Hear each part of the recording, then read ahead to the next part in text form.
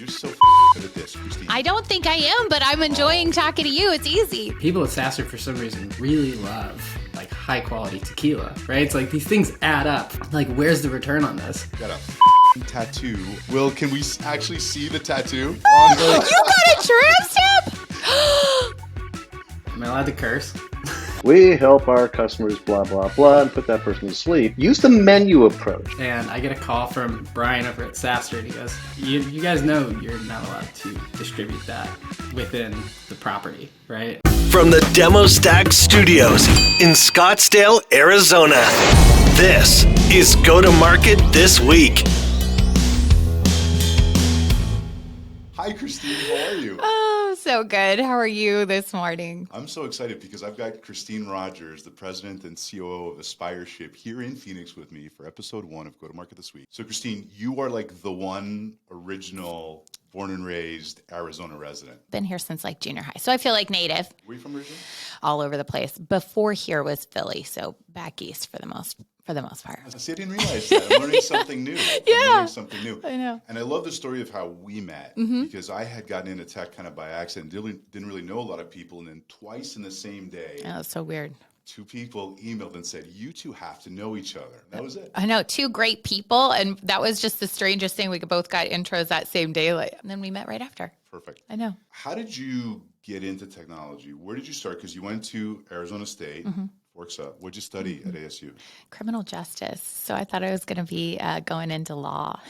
Interesting. You know what, though? You're a great debater. Okay, so how did you go from studying that at ASU to tech? Accidentally, like most of us. And so it wasn't anything that I was planning on. Had gotten into sales, insurance, became a business owner, and then actually, like, that was like my dream, entrepreneurial, small business. It was a store, retail store. And then when really the first kind of recession point happened in like 08 to 10, that's when we had to close the store. And because I was a small business owner, the first company that I went to work with was all about small business success. It wasn't like I was thinking, let me get into tech, let me get into software. It's kind of by accident. I walked in to give a friend a wedding gift, and she said, I want you to meet somebody. And it was a guy named Lou Capraletti. He was from Philly. So he's like, hey, she tells me you're from Philly. And so we start talking, and I said, are you interviewing me? And he said, yeah.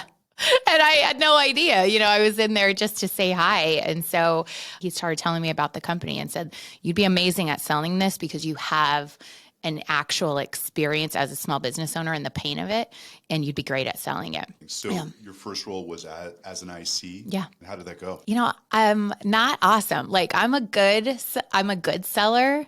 I'm not like the best ever. So I have a great ability to relate to people, but I know myself, like, I'm a little bit too by the book on certain things, and like the best sellers in the world are like always flexible, and like there's like the lines, and they like ride the line, and I'm like, stay away from the line. Like, that's a little bit more of my personality. So I'm great at leading sellers, and I can understand the psychology of them and who they are. I'm not awesome at being the like best A++ top performing seller. I'm like, I'm all right. And I can tell you, because Aspireship is across the street. Yeah. I've been in there many times. You are a great leader of people. And I think people follow you. One of the first things when we met was like, you need to come to Thursday night sales. Yeah. We'll talk about that because we are going to talk about some really cool events that are coming up next week that you definitely want to attend. So then you went to Infusionsoft, MindBody. How did you wind up as the president and COO at Aspireship with Corey, who founded it? After I left Infusionsoft, I went actually to Booker, which was acquired by MindBody. Right. But as Booker had just acquired Corey's first company. So actually my very first day on the job, they said, okay, we acquired this business not that long ago. And Christine, tomorrow we need the sellers to start selling this other product. And I'm like, okay. So we had, our core product, and then his, was our upsell product. And so right away, I was just deep in it with Corey, trying to learn the product, understand the motion. It was completely different, had a free trial. And I'm like, how are we supposed to sell into the base with a free trial that's going to do, so we were just trying to figure all those things out together. So we got a chance to work pretty closely. And then when we were acquired by MindBody, I stayed for a time to kind of get our sales teams working together, because MindBody and Booker were the top competitors of each other. Okay. So we kind of like, how are you going to be friends with people that you like went to battle against, right? So my team was like, what? And then it felt a little David and Goliath-y. And then we just helped get the teams working together. So Corey was a part of some of that in how do we make everything work. So he and I got pretty close in doing a bunch of this work together. So we knew how we worked well. So when it came time for him to start this company, he came directly to me and just said, this consistent problem we're seeing, people want to get into tech, but they can't. Even we would have customer service and tech support people come to us and say, I want to pick up a quota. I think I could do this. I think I want to sell. And then I said, you understand, then you are going to have to hit quota. And these are the things that you're going to need to do. And they had no way to know if they could. And so there were some use cases that we were seeing happen over and over, just people wanting to see, do I have it? Do I truly understand it? So when he came to me and said, I have this idea, I want you to help me build it. And would you be able to tell me and craft, if you were going to hire someone coming in, what would you want them to know already before they ever walk in the building? And that's how we sat down and built the course. How could I prepare people before in a way that would work with lots of different types of companies, but would give them that foundation that they needed, so that if their resume didn't look like what I wanted it to look like, right, that I could know they could still do the work and prove competency, and they knew already what I wanted them to know before they walked in. When you kicked off and you had it ready to go and the product's ready, what's the initial go-to-market strategy? First thing, we weren't sure if we had the right content. So literally, it was we got to get people in this, and we got to see if they are competent. So number one, was the content proving what we were hoping to see at the end? Could they actually put it to work? So our course, for those that don't know, it's, coursework and material, and then they get to the end and they actually have to take an assessment. So it's multiple choice, but more importantly than that, it's a bunch of role playing. So taking concepts and then role playing, and it's all in product. So they have to learn how to use technology, which is again one of the things that we want to make sure people can do if they're coming into a software company. So there's a lot of different ways that we test for these things. The first thing was, I don't know if it's going to turn out the product, which the product is the people.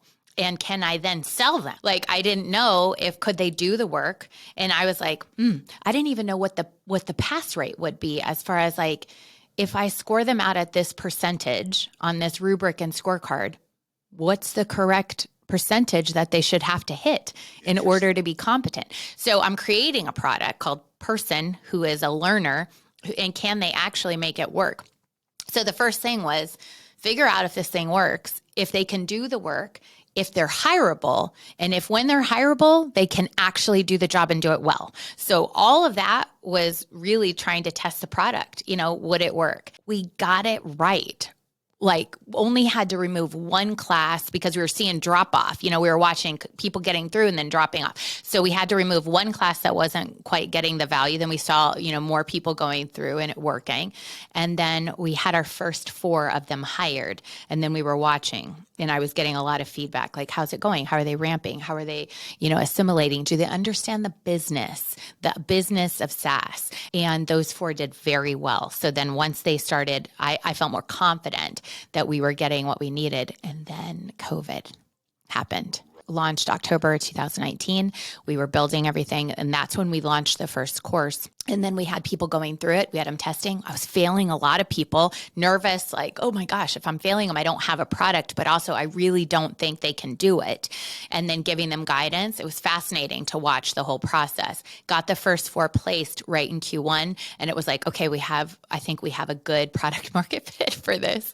And then March happened, March 2020. And then it was the whole, now I'm literally trying to convince people to hire our inexperienced reps when there was just a flood of very experienced reps on the market now because they had just gotten laid off. So it was a big shift that we had to do at that point. So what are those first few phone calls that you're making to try and sell this concept to companies? What were those like? I went to the people that knew me. So they knew, I went to people in my network and said hey, will you look at our people?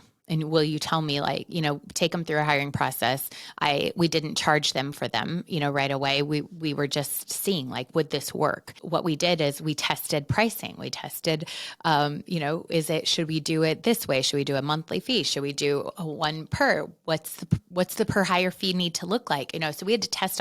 I sold the first few deals all differently. So and some of them I'm still fulfilling on the same way that I sold them the very first ones. So it was testing, pricing, essentially packaging, and all of those things. Yeah. How successful was your first batch that went through Aspireship? Good. They actually, yeah. So all of them stayed for, I think the shortest stint was about 9 months. All of them, others were well beyond a year in role, which is very good for, especially think about the time that it was. So none of them got laid off either.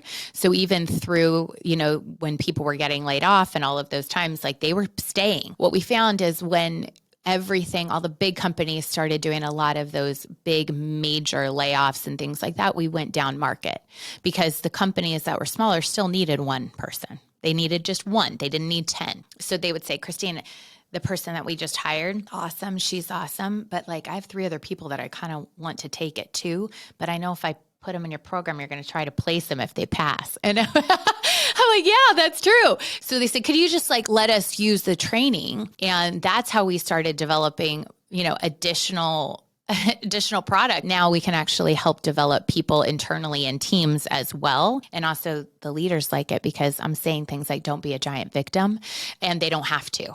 So literally, like, in our coursework, we talk about the ownership mentality and what it takes to be a team player and things that sometimes we want to say as senior leaders of a company, but it's hard sometimes to say those things in a way that people feel energized by. But if I'm saying it helps. I mean, that's got to be gratis. That's got to fill your cup up. Oh yeah, it's huge. I mean, we got a note on Monday from one of our candidates, and he said, "Hey, I just want to let you guys know I hit my first quarter, and Q3 was his first quarter. He had 155% to goal.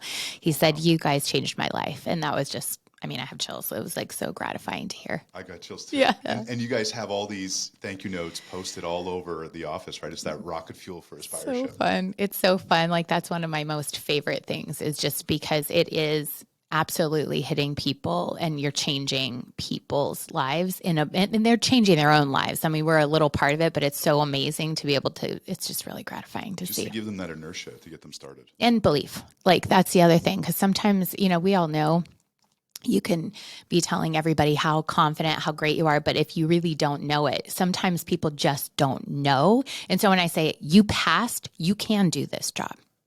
Not everybody passes, but you did. Then that gives them the confidence to say, like, I know I can win this job.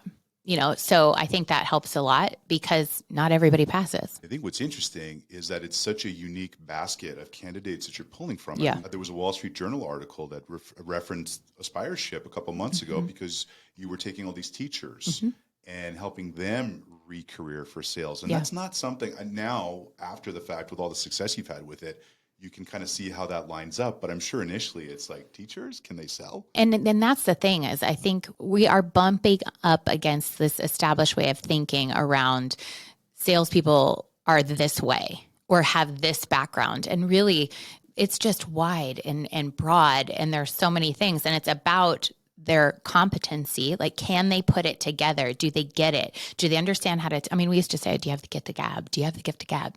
And yes, you have to have some of that, but also you just need, like, the foundational layers to make it make sense. And also, are you enthusiastic about this work? Which a lot of people can do something, but really the people that make the most money and thrive, they are enjoying it. They like those adrenaline hits. They're interested in learning more. They are curious. And these are things that come from all types of backgrounds and level of education. And it's fascinating to see. We've placed barbers, we've placed professors of history, we've placed personal trainers. When you look at people's backgrounds, we placed a physical therapist, a doctor of physical therapy. He's actually a doctor. Wow. And he's working in software. And because he just got done with that life, he did not want to do that anymore. And he's super happy and doing amazing. But But I think what people don't realize is what they're also getting is this back end, some of the things you do online and Aspireship does as a company in terms of this social selling. Like if I go into a community event, when I go to Thursday Night Sales, there's dozens of people who went to Aspireship there. When I talk to sellers who are kind of not in the forefront of, let's say, LinkedIn or communities, what an opportunity that is. Well, and one of the things that I love about it is we have once you're a graduate of Aspireship or a member, so we have people that are still going through that are working through it and still, kind of in our membership community. There's a community and people are helping each other out. So we have a Slack community and it's fun because, we're kind of just moderating and watching, but they're all talking together like, hey, I'm getting ready to do my project and I'm nervous about this. Does anybody have any tips? And, we're just kind of standing back and saying, and rooting you on and excited for this, but seeing that they are working together now in a community that they didn't have before. One of the things I want to talk to you about is events. Yeah. And how to mobilize, strategize, and activate at events. You and I have been to a couple of events together. I just went through a gauntlet in September. I went to Inbound, SaaStr, and Dreamforce. As a president and COO, what are the things that you are thinking about to mobilize your team when you're going to an event like that? So I've gone before to events and sometimes it's me and like one other person. This time it was just me. We did not have a booth. So I went there as an attendee for the purposes of meeting my clients, current clients. So this was a great way for me to touch base with many people that I knew would be there that are current clients of mine. Secondly, it was about meeting some of the prospects. And because they have booths, a lot of them, it's kind of easy to walk up and talk to them and say like, oh, you know who I'm talking to? So-and-so, at your company. So you do a little pre-work on that. So, you're able to walk up to the booths. Right. Looking at, I had a little map and I had everybody circled that I wanted to make sure I went over and talked to. And then one other thing that I didn't really think about prior, but ended up happening, and it was like a beautiful thing. We kind of saw it the first day. I was with a couple of other people that were there from their businesses as well. So I'll give you a good example, Christina Brady from Sales Assembly. So she and I have known each other from LinkedIn. I've been on her podcast before. She's amazing. Amy Volas and Taryn and Morgan Ingram, a couple other people that I know predominantly from LinkedIn. What we did is we don't compete. So we don't have any like competition between us, but between us, we knew a lot of people. Yes, so what we did was kind of cross-pollinate a bit. We were able to kind of utilize different people along the way. And so she was going to one dinner and we went to the booth. And as we went to, it was a Shift Paradigm and Adobe dinner that they were sponsoring. She was already there. And they said, well, Christine, why don't you come? And so she's like, yes, this will be good. So it was wonderful to be able to have people that you trust and people that you're with and then kind of using that to network, you just open up your network even more. And that ended up being really powerful and also a lot of fun. But let's say now, as a leader, you're sending two of your team members Yeah. to an event who maybe don't have that same visibility of some of the people you just mentioned. What are you telling them to do? I would suggest the same thing. So if you can find out who else, maybe a client's going, maybe somebody that you partner with on something else or you sponsor with is going to be there and say like, ooh, I have some people that I think I could introduce to you. Would that be beneficial? And coordinate a bit before you go so that you have a little bit of a game plan. One of the recruiters that was there, actually Captivate Talent. His name is Chris Gannon. He had a booth and he does roles that I don't work on. And so literally he came and found me in the middle of the show and was like, I have a lead for you. We can all be like competing or we can work together. Like good begets good. And we don't have to be trying to like, bloody each other on the battlefield all the time. If we can work together and create like more for everybody, I just think why not? Like, that's the way to be. Pre-sales minute. Wait, are we still calling it pre-sales? And is pre-sales hyphenated? Are we capitalizing the S? Okay, so for now it's just pre-sales, right? Yes? No? Okay, whatever. Hey, Mr. Cohen, how are you? I am vertical. How about yourself? Peter Cohen from Great Demo. Peter, thanks for joining us today. Christine and I have been talking about events, and I want to know from your perspective, how should sales engineers approach events? Because Should they be in there opening up conversations? Should they be, trying to do demos on their phones? What does that look like from your perspective, Peter? So first, I would say embrace these events with great joy, because it's been about 2.5 years where most of us were sitting in front of Zoom screens hour after hour. The opportunity to actually shake hands, meet people, see what they look like, hear their voices, see the backs of their heads. This is terrific. With respect to conferences and trade shows, engage the audience directly. So think in terms of audiences not being passive, but the opportunity to actually riff off of them, engage them, use volunteers to actually act as willing or unwilling participants, whether or not you're doing demos, presenting a talk, a presentation, or related. That's a start. Should I go a little further? Peter, you can just talk all day. I just love listening to you. That's my wife has never said that, strangely enough. When you're in a booth or a stand, as they say in the UK, use the menu approach. So for organizations that have a range of different offerings, contemplate listing out, let's say, the challenges that they address in a menu that could be either articulated verbally or even posted up behind this demo booth themselves. That way somebody comes up and asks, well, what do you do? As opposed to having to go through a classic, we help our customers, blah, blah, blah, and put that person to sleep. You say, well, here, take a look at this. There's a list of 7 areas where we've helped organizations solve the following kinds of problems. Which of these are most interesting to you? What a delightful approach, because right away, the prospect can choose what's of most interest and probably highest priority to him or her, enabling you mutually to drill down into a brief discovery conversation, from which then you can make a mutual decision. Should we do a brief vision generation demo? So I really love that approach of here are some really interesting things that we can talk about. One thing I was going to ask you, Peter, is what I have really enjoyed, and I want to know if this is common or not, is when I'm going by a booth and I actually see one of the engineers doing a demo and they're doing it on a screen where I can watch as engaging, even just as a passerby. How do you think about that, I guess? Let me ask that question. There's a lot of factors in that what you just described. Most trade show booth duty personnel, pre-sales folks, sales folks, marketing folks,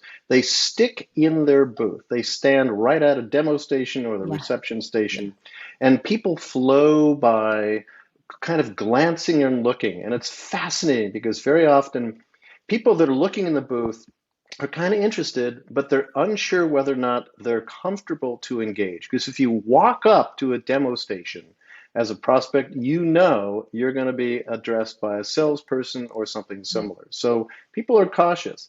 So let me introduce the backside attack, which comes from chemistry. It's called SN2, so don't get any bad ideas about this. But the way it works very simply is you're in your booth. You notice there's a person standing sort of on the periphery in the hallway.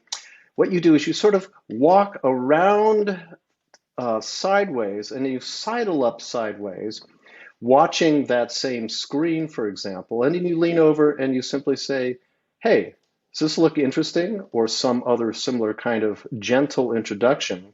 You begin a conversation, and then you've actually engaged this person out in the periphery of the booth, and you can make a mutual decision. Hey, would you like to come in and take a little closer look at this? It's a much more comfortable approach than the traditional approach of, there's sort of like a 1 over R squared math function of the closer you get to the booth, the harder it is for the prospect to decide to engage. Does that resonate? It's called backside attack. It does, Peter. And every time I talk to you, I have to go Google a lot of words afterwards. So I'm excited. I'm so sorry. I don't know if backside approach is safe for work to Google, so just probably...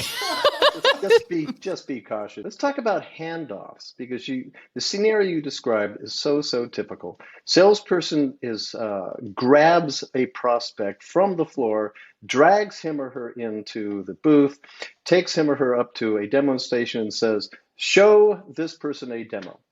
And the pre-sales person at the demo station has no clue what this person wants to see, what's going on or anything. And so generally has to go through a basic set of discovery questions. What's your job title? What are you here for? What are you hoping to accomplish? Are you looking for anything in particular? However, the sales team or anyone who is, if you will, scavenging people out in the hallway and bringing them into the booth can do a little bit of discovery, and a very elegant and professional thing to do is what is called a handoff. So I'm a salesperson, and I've just brought Nick into the booth to present a demo to him. And you're the pre-sales person, I would say, hey, Nick, here is pre-sales person such and such. Nick here is interested in blah, blah, blah. He's the blah, blah, blah of business development at XYZ Corporation.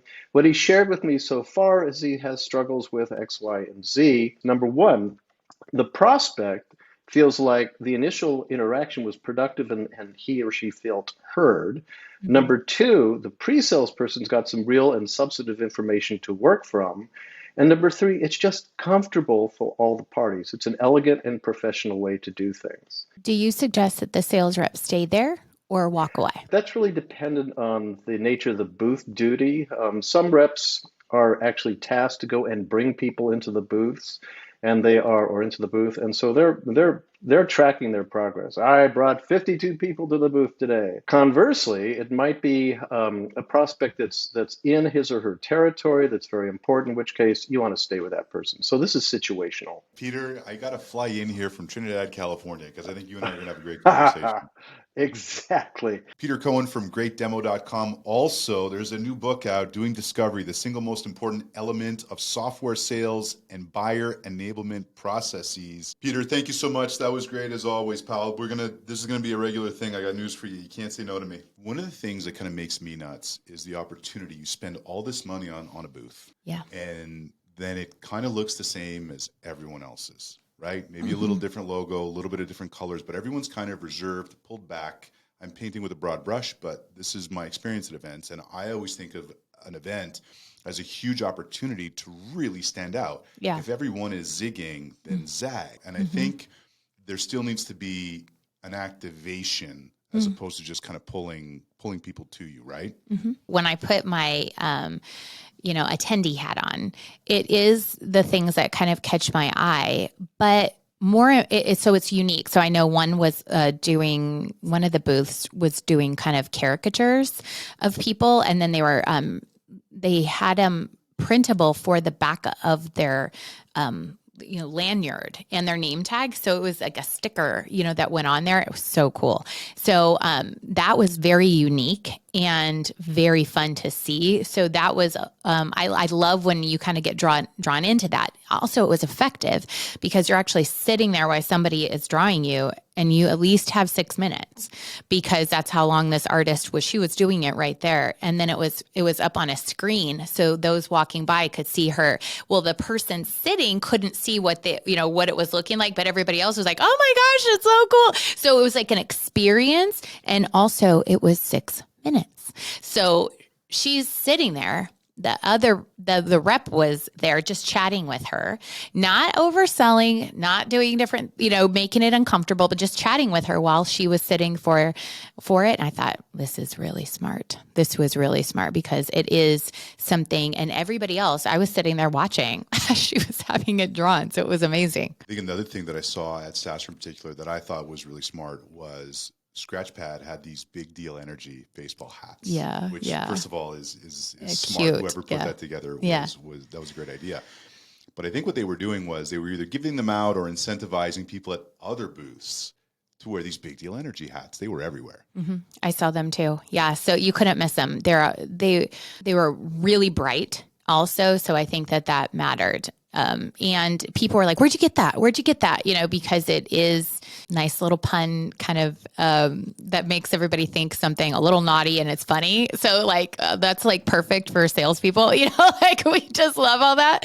And so it was, everybody wanted one. So I really thought that was very effective too. I also loved Sales Loft and that whole team when they were making shirts. I liked that customization. And again, anything that takes a little bit of time, then you can talk with other people, and it allows it to feel more comfortable and natural than awkward. And you're trying to pull people into a booth and you have a beer koozie. Well, Will's on. Hey, how are you doing? Okay, hold on. He's doing stuff. I don't know what he's doing. He's trying to make this other camera work. Oh, he has his big deal energy hat on. Oh, a good thing or a bad thing? We already talked about it. I love that you're wearing the Big Deal Energy hat because that's what we've been talking about today is actually SaaStr and events and stuff like that. But some news broke this morning on LinkedIn. Christina, I don't know if you've seen this yet. Do you know what Will did post SaaStr? No. He got a tattoo of one of the companies. He did a logo contest. Will, can we actually see the tattoo? Yeah, my camera's a bit high, so let me get on a chair and I'll give you a sneak Oh peek. God, what's happening? How low is it? I hope it's not too. I hope it's. Can we say tramp stamp? You got a tramp stamp? Yeah, let me get up on the chair here. This is a bit much for a. Oh Jesus, I'm nervous. That is the scratch pad logo right there. Okay, I don't even know what. So basically, I'm wearing a scratch pad hat, and I'm now inked. You know how most people normally have equity in a SaaS company? Yeah. A SaaS company now has equity on my body. So Oh my gosh, that's so 1%, I reckon. aggressive. That's so aggressive. It's so thick as well. Honestly, I was going to go smaller, and they're like, hey, look, there's a minimum charge for tattoos. You may as well, if you make it bigger, we won't charge you extra. And I was like, all right, well, I guess we're here going all in. Let's double the size of it. And now both myself and my wife thoroughly regret that decision. Those are some thick lines. Oh yeah, that had to be a little tender, a little spicy. So when I was doing the tour back in June, we thought about internally, should I do a post that if we get a certain amount of likes or engagement, do I get a demo stack tattoo? And I just couldn't do it. I just couldn't. But I work for demo stack, Will. Yeah. Fucking scratch pad tattoo. And you don't work for scratch pad. I've also now made my hiring. I can never work for any company in that entire category, I don't think now. Oh my God, I can't believe that. Oh, this is great. Will, you were shooting content nonstop at SaaStr. How do you leverage that going forward for what you're doing, Will? My mindset when it comes to events like SaaStr, they bring a lot of the right people into the right place at the same time. And typically when it comes to making content, there's only so much one person can do. Eventually the audience is going to get bored and I'm going to run out of things to say. So when I see an event like SaaStr, you get all these great names in one spot. That is an opportunity to start making some content right there. And typically you might have to reach out to people, do virtual interviews and that kind of stuff. But frankly, most people don't have very good webcams. Like the three of us, we look great right now, right?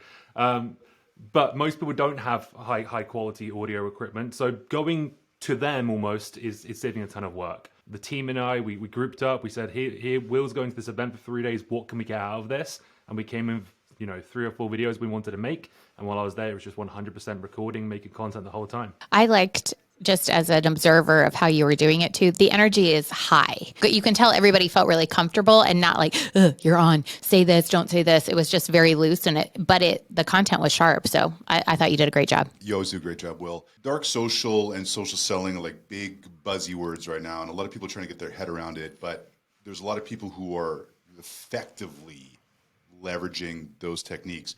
How do you take content from an event like SaaStr and then apply it to a social selling strategy? From a social selling strategy, it's just another opportunity to build brand, but also potentially ride on the audience of other people as well.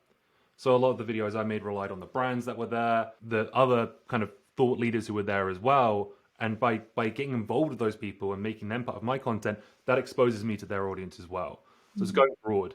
But if I was really being targeted, then I would make a point to go and talk to the prospects maybe, or the vendors who I might be trying to sell to, and make them part of my content. Because it's a natural conversation that isn't, I'm trying to sell you. It's, hey, I'm here to make some content with you. And by involving all those brands, what happened was those main brands that ended up in that video that I made about who had the best trade show booth, they shared it amongst all their teams. So we got, a few hundred views from each company that we featured in that. And that exposed us to the right audience because my audience is sales reps. And I knew sales reps would want to watch that, both for the pitch element of it. If you haven't seen the video, we had some people do a pitch off. So they might learn a thing or two, but also just for the fact that most people don't have the minerals to put a video like that together because there is some tension when you make people compete like that and you judge people, right? So yeah, that was my mindset. And you and I spent a lot of time together at that event, and oftentimes there was a lineup of people wanting to talk to you. So the content-led growth of what you're doing for sales feed and Vidyard, I think, is really interesting. People recognize you. You make videos. Nick, it happened to you a bunch of times as well. I'm sure, Christine, you were there and you probably got recognized by a whole bunch of people as well. It's an awkward conversation because you don't know them and they come up to you, but that's just showing the power of showing up on things like this, really. being on video, people at this point know what I look like from every angle. So that's why I'm a really big fan of video content, because you know the face. Whereas if you're just writing text posts, then what you see is really just the little LinkedIn thumbnail, which isn't very big. So that's why I'm a big fan of video. It lets people get to know you personally. But when people did come up to me and say, "Yo, Will, what's up?" I was then, "Hey, do you want to be in a video?" And then I got like a little mini testimonial about why they should follow myself in sales feed from my employer. And boom, that's more social proof for us. I think what was interesting too, Will, was that for you, there's that awkward conversion into the conversation, right? Because you live in a small town in Canada, so it's a little, but I'm always at these events. When people come up to me, for me, it's a lot easier to just kind of transition right into that, hey, let me turn the camera on and get them ready. Right. So you rated a lot of swag, Will, at SaaStr. Who had the best swag other than DemoStack and Aspireship, of course? DemoStack got me a little ring light clip for my phone, which as a TikToker, I love it. Scratchpad have a great hat. Payhawk did an incredible job. I don't have the hoodie near me right now, but they had custom airbrushed hats, hoodies. Oh yeah, I remember that. Whatnot. They had a guy there who was an airbrush artist, and you just select which item you want, and then you say how you want it to be customized, and then he would do a design with the colors and whatnot. So good. Obviously, anything custom to me really stands out, which is why I like the Outreach cookies with your face on it. That's cool. It also lined me up for a great joke about me being a snack. The Calendly hats that you could have, so your name printed on there, up to 8 characters at least. So anything custom, I think, really stands out and is something that I would actually want to keep afterwards. And then the other side is quality. So like this hat, it's got a lid under here. I actually ordered another hat from this company because I like the style of this hat so much. It's embroidered, it's great materials. So the things that stand out to me are great quality and customizing them. Will, where do we find the Sales Feed newsletter? Salesfeedmedia.com. Salesfeed.com was taken, so we had to add media to the bottom. Will, appreciate you so much, Will Aitken. You definitely need to follow him on TikTok as well as LinkedIn. Will, appreciate you today. So good seeing you. You too. Cheers. So especially at SaaStr, you're in San Mateo, so you're not quite in the city. You know, at Dreamforce, there was a lot more dinners, but you had more of a captive audience opportunity. There was some great parties. Chili Piper always throws great parties. But what really impressed me was what the Wills did from Lavender. Yeah. And how they activated their parties, because everyone that I talked to was like, well, I'm going to the Lavender party, then I'm going to the Chili Piper party. And it's important to note, Lavender didn't have a booth, but they had a lot of buzz. How did they do it? They had an exclusive, they called it an exclusive rave. So they had a party that was co-sponsored, I believe, by one of their partners.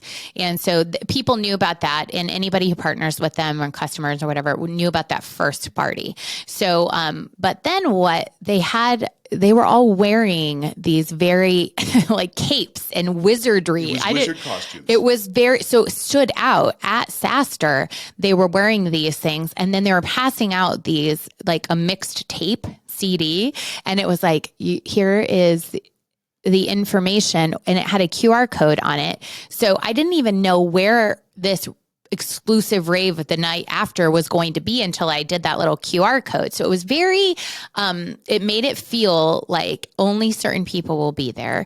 Like, what's happening? Nobody kind of knew what was going on. All we knew was it was like a wizard rave at an Irish pub. Nobody knew what was going on.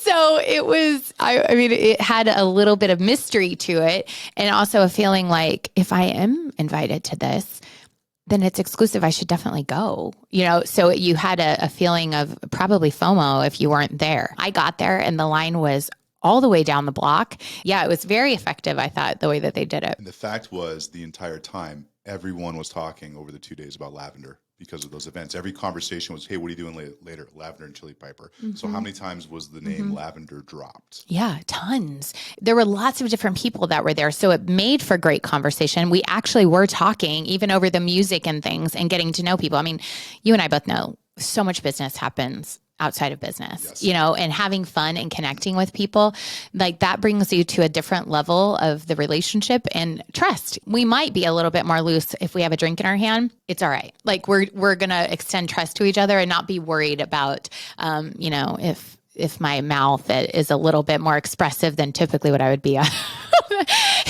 a regular event, Hey, there's Will. Hey, oh, what's up, y'all? hi. Oh, it's so good to see you. How you doing, buddy? Yeah.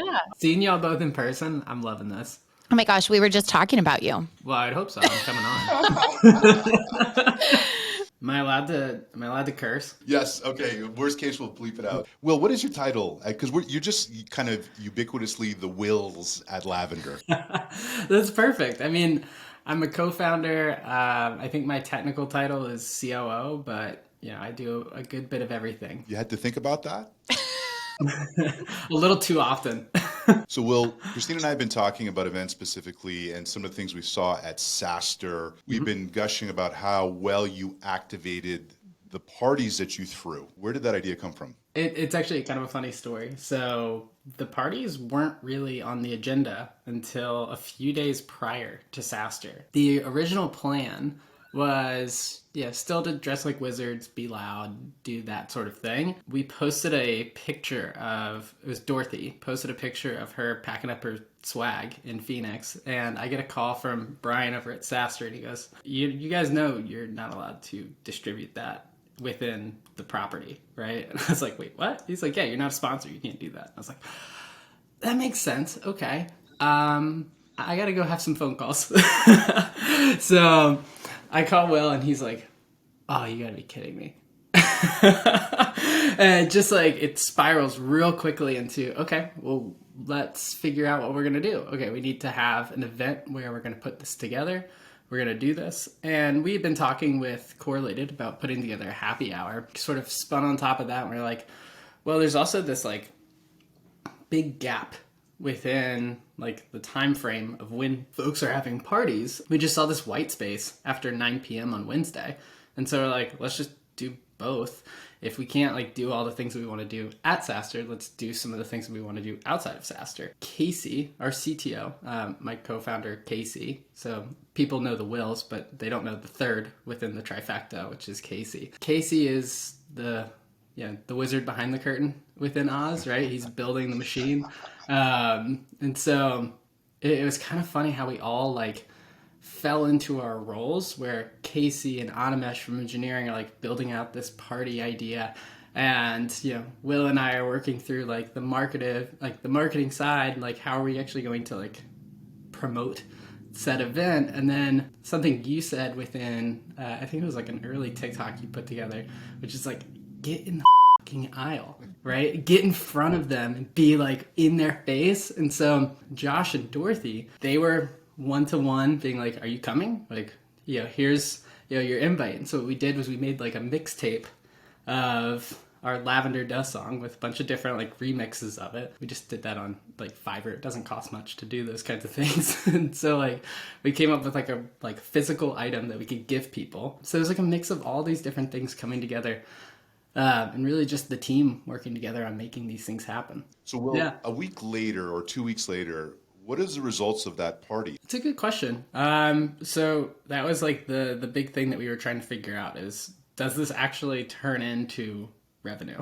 Because you invest a lot into swag, into the events, into the promotion, into getting like DJs and all these different aspects, like the bar tab. People at SaaStr for some reason really love like high quality tequila, right? It's like these things add up pretty quickly.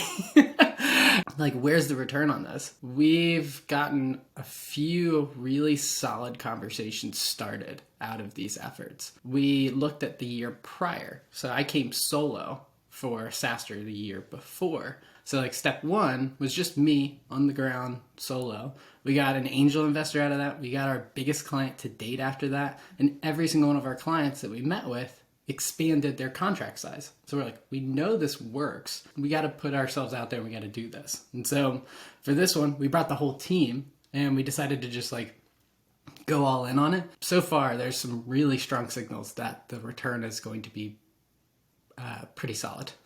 That's amazing. But there was, once it was sold out, there was conversations happening like on the event floor at SaaStr. Like, oh, I didn't think to register for the event. Well, can I still go? So FOMO, buddy. It's all about FOMO, Will. Yeah, apparently you need to lean into that a little bit more because it was pretty successful. You leaned well. That was a good lean. Christine, when you're training new sellers at Aspireship, how does a tool like Lavender help when it comes to emailing? Well, we partner with Lavender. So Will's amazing, and every grad gets a free version of Lavender. So they're able to get in there, use Lavender in order to help you craft these emails. And so we absolutely believe that this is a tool that should be used by everyone. And also, I think it's interesting for Will because as they get hired, they're going into companies and saying, "Oh yeah, I use Lavender," and then they become a nice little evangelist, for the company as well. We preach all the time to be using Lavender. Will, isn't it great when someone actually does a better promo for your product than you do? It's funny because I'm such an advocate for Aspireship and what they're doing. Because when we originally got started, we wanted to give the product to job seekers. And so when I got connected to Christine, it was like a no-brainer. I'm like, how can we do more stuff together? Because cold email can open up so many doors when you're looking for a job. Will Allred, lavender.ai. Appreciate you, pal. Yeah, appreciate y'all. Thanks for having me in. Events. We know you're busy, but these are the events worthy of an on-hold in your calendar. And bonus, your boss will think you're using your time wisely. So let's talk about some of the can't miss events that are happening this week across the internet in our space. One is definitely Thursday Night Sales. I don't make it every week, but I try to go a lot. Why do you got to be at Thursday Night Sales? It is the place for people to connect who are marketers, a lot of people in customer success, anybody that's getting into sales or has been in sales for a long time. It is a happy hour that is you can come ask questions. It's a safe space to do. And a lot of times, you get into your company and you don't know, is this something that happens everywhere? Is this something that's just happening here?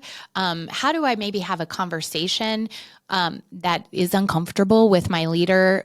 And you're able to ask questions. So it's hosted by Scott Leese and Amy Volas, and they have very different backgrounds, but are both very well versed. And I think people would consider them sales influencers. They are very strong. Also know this business very well. So have a lot of expertise. And I've seen everything coming through from, I first attended because I wanted to hear what were people asking, what were new people, especially new people in sales, needing to know, knowing, our business. And then I just fell in love with it and have been a part of it ever since because it's powerful and people know each other from that. And this space is a big, small world. So you create a community of people that have trust for each other, care for each other, truly wanting what's best for each other. And then, there's more opportunity, more possibility for everyone. One of the best party throwers that I've discovered this year has been John Barrow's team, Sell Better by JB Sales.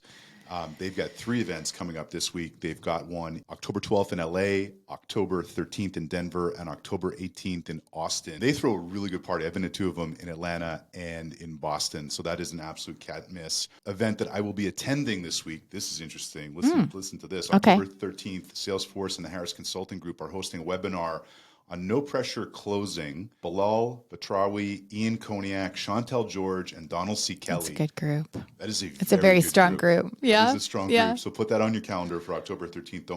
Don't miss that. Modern Sales Pros is having a RevX Fest the week of October 11th to 13th. Also on the 13th, I am doing a LinkedIn Live with Chris Bogue, so that might just go sideways very quickly. High likelihood of it going sideways. How do you feel when your team members are attending events like this? I highly encourage them to attend events, especially if you're wanting to grow and learn in this space or in other spaces. I love it. One of my, Amy just started a group called Better Together, and it's specifically around, new jobs and career advice and different things like that. And one of my team members came to me and he said, Christine, I'd really like to go and be a part of this community because I think it would be really beneficial for me to learn from Amy and also to hear what other people that are career transitioners or, wanting to up level so they can get to the next spot for them in the progression path of their career. And I said, yes, of course. Like I will sponsor this. Like if it's a monthly fee or whatever, this is amazing. And I want you, the only caveat to that is I need you to share. I want you to share with our team. Christine, so grateful that you came and did this first episode with us here, episode 1 of Go to Market this week. Follow Christine on LinkedIn.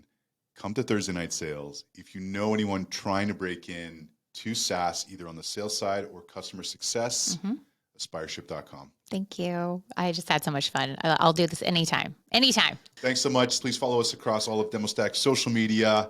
We'll see you next week.